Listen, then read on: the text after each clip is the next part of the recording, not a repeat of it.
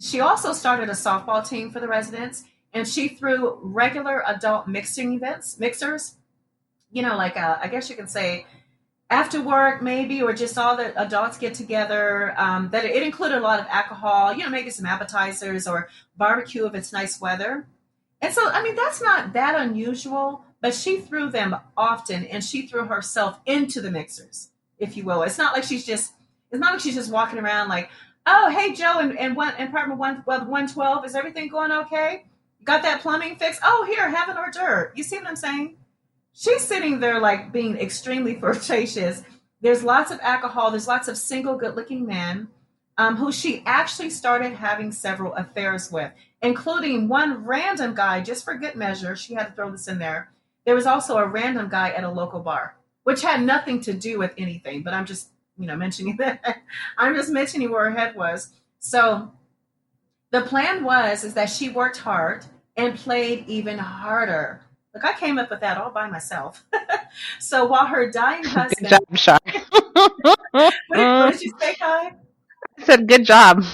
Oh, thank you. If I can say so myself, good job, Sharp.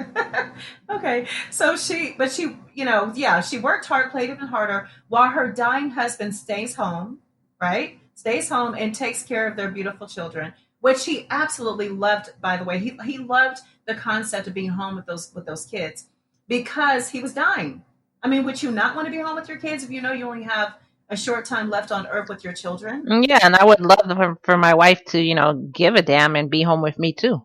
Hello, but instead, Mama's coming home late nights drunk, and would go out to the clubs afterwards. It wasn't like because these mixers didn't last all night. It is an apartment complex, and so according to the reports, she didn't know. They said even though she had a beautiful luxury apartment, they said she spent more time away from that apartment than in it because she was too busy in the streets.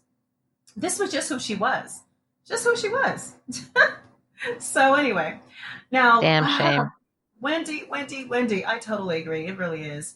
So by October 2004, and Kai, now that I can count again, I've learned the skill of counting. I just had a little conference with my grandson who's 11. He just texted me, Grandma, can you just count 10 plus 10? So by October 2004, right? That means 4 years after 2000. Okay. Wendy admitted that she was miserable in her marriage. So basically, what? She was married for 4 years at that point. Okay.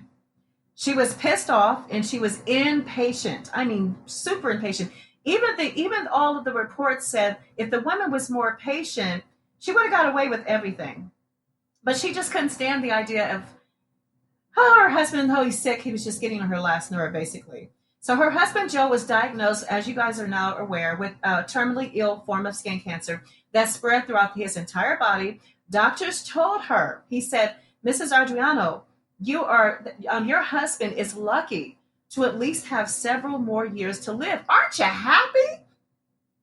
And so She was like, oh, yay. yay, exactly. It's a shame we're laughing, but literally they said in the report that when they did the discovery and everything, they were like, but that was too long for her. A few years. They said several years. What? A few is two and several is something like three. Is that about right? Something like that. So I'm No, a like, couple is two. a few I don't is know. what? I don't think you really have a set number on a few and stuff like that. I don't Okay. think Well, so. I've always heard that a couple was two, a few is three, and I don't know what several would be. Oh, that rhymes, so that makes sense. So, so anyway, now on October the 8th, 2004, Wendy asked her friend and neighbor in the complex to come and stay with her kids because you know what? She had to take her husband to the hospital. I mean, my God, the man is sick, every day at this point. Wendy's neighbor called the ambulance out to the scene. Can you believe that when her neighbor came to get the kids, right, when she entered her home, she saw her husband Joe lying there ill. I hate to be so graphic, Kai, but this is love and murder. But he was lying in his own vomit, nearly unconscious on the floor of their living Poor room. guy. Yeah, yeah. But believe it or not, there's a reason why he was vomiting though. There is a reason. And she has everything to do with it. It's not the cancer. Okay. So Wendy waited until her neighbor was directing the EMT, the paramedics, trucks to her house. Because see, basically, they were like almost there, is what they were saying. And then it's like, imagine they're almost there, right? And so she's going, hey, over here, over here, over here. And here is Wendi telling her, no, no, send them away. Send them away. I don't want them here. No, no, they don't need to come here. Can you believe that? And the neighbor's like, but your husband looks like he's dying at the moment. And she's like, listen, I can handle this, all right? I don't need you to call the cops. The cops. I will, yeah, they will get involved. I don't need you to call the paramedics. She went outside and told them, this is what Wendi did. She goes, hey, listen, just go back because I got the situation under control. I'm fine. Everything's fine. Okay. Then she goes into the house and she says, now listen here, Joe. These people, or she goes, I'm going to have to call. No, okay, this is before. So she goes like this. These people were here. They were here, but you don't want them to see this. You don't want them to see us like this. Because what she claims is that after they left, that like a fight broke out is what she's trying to tell the authorities, right? So she's saying, well, I didn't call right away because, I just didn't call right away because I felt like I could handle it. Then a fight broke out. So I told my husband, I know you don't want them to come here and see us, just throwing each other around the house, so to speak. So an hour later, Wendi now calls the paramedics on her own, okay, to San Rima. She calls the paramedics on her own as the apartment manager. How embarrassing is this?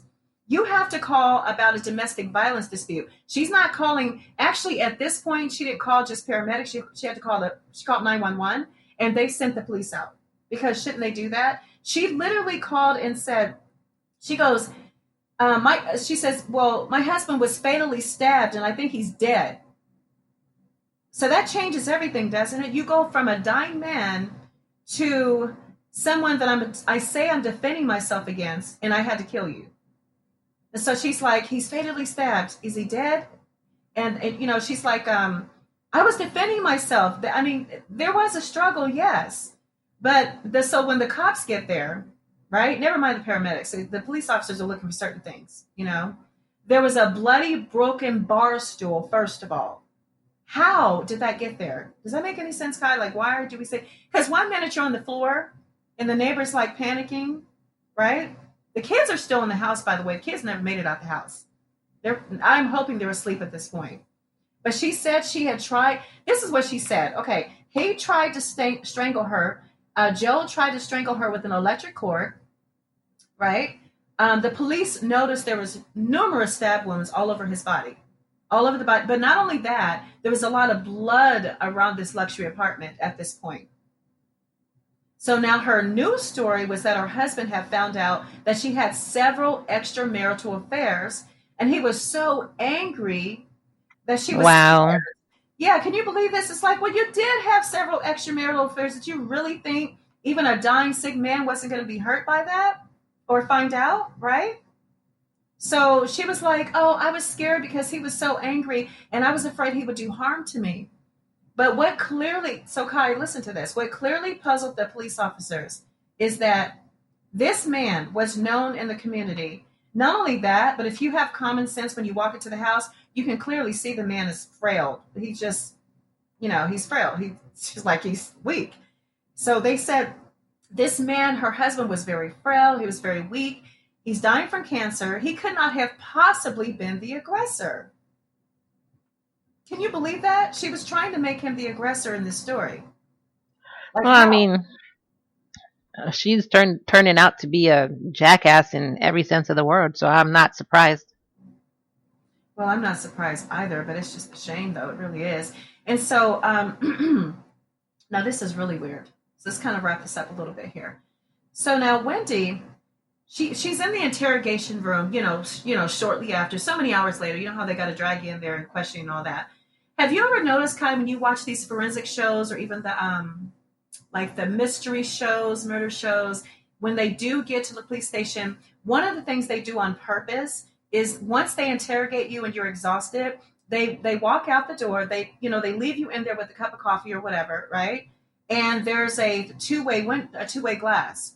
So they can look in there and watch your behavior. There's a reason for that, right? So what does she do? This fool makes a phone call while she's in the interrogation room to a work colleague. Now, I'm not saying that's a crime, Kai. I'm not saying that's stupid. I'm not saying that. But the point is, she didn't even make a call to her mom to check on her kids. She called her work colleague back at the complex, right? She told the source that she needed to hide some paperwork that contained the shipping information. And here is a dun dun dun. Where's our sound effects when we need them, Kai? Okay, so dun dun Sorry. dun. That's okay. No, no, 'cause you wouldn't see it coming unless I give you a warning. So I should probably go, ah, it's coming. Okay, so here's the thing. She's like, hey, I need you to put away that shipping information for the poison that I ordered. She ordered some poison to murder her husband. Okay, now keep in mind the man is already dead. Wow. From you already heard about the crime scene, right? You know there's blood all over the stool. Obviously, somebody was blundered to the head, blunt force trauma to the head. Obviously, she does have scratches. You know, they didn't see a rope or a cord wrapped around her neck or anything like that because that's what she claimed. But she did have scratches, but it did not match the magnitude of the blood that was slung around that luxury apartment, or even the fact that he had this head wound, this tragic head wound. You know, and then I mean, the man is dying. Like, can you have a heart? Have some mercy?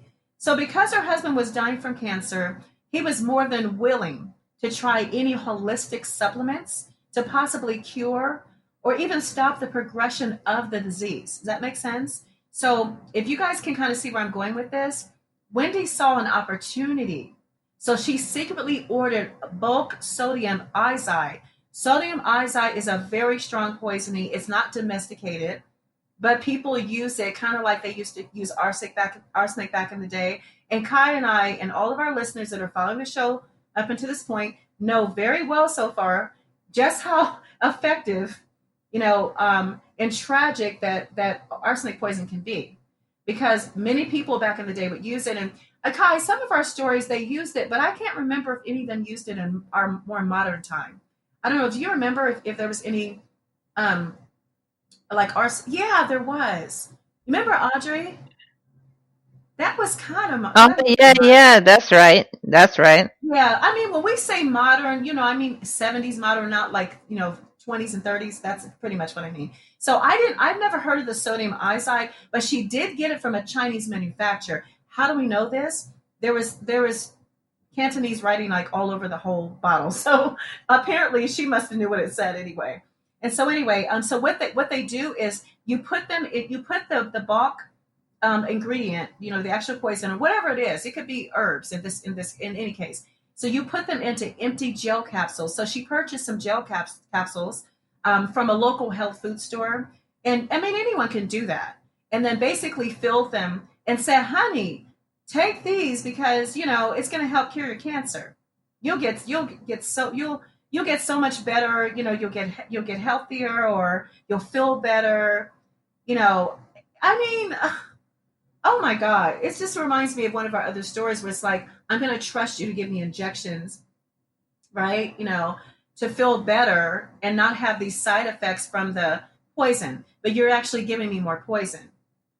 I mean, he was sick from the cancer, yes, but then he got dreadfully sick from the sodium iodide. So, in fact, detectives also found poison in the stew that was left on the stove the night her husband was murdered. So she must have had dinner on the brain. Maybe they started off the night differently, where she's like, "Honey, I'm going to make you and the kids a nice dinner," or at least that's what she's saying. But in her mind, she's like, "Oh, I'm going to kill you tonight." Or at least I'm hoping the poison will kill you tonight. I mean, that's not funny, but it is. It's kind of crazy funny though, right? Apparently, Kai, she felt the poison capsules were not doing the job fast enough. So when he started vomiting, as I just mentioned earlier, it was the poison. He was vomiting up the poison on the night of his death because they found out when they did the reports and everything. She had panicked basically and decided to put him out of his misery and out of her life. Can you believe that? So she's like, "Okay, you're dying from cancer. I'm not going to wait for 3 years. I can't wait." because I have too many booty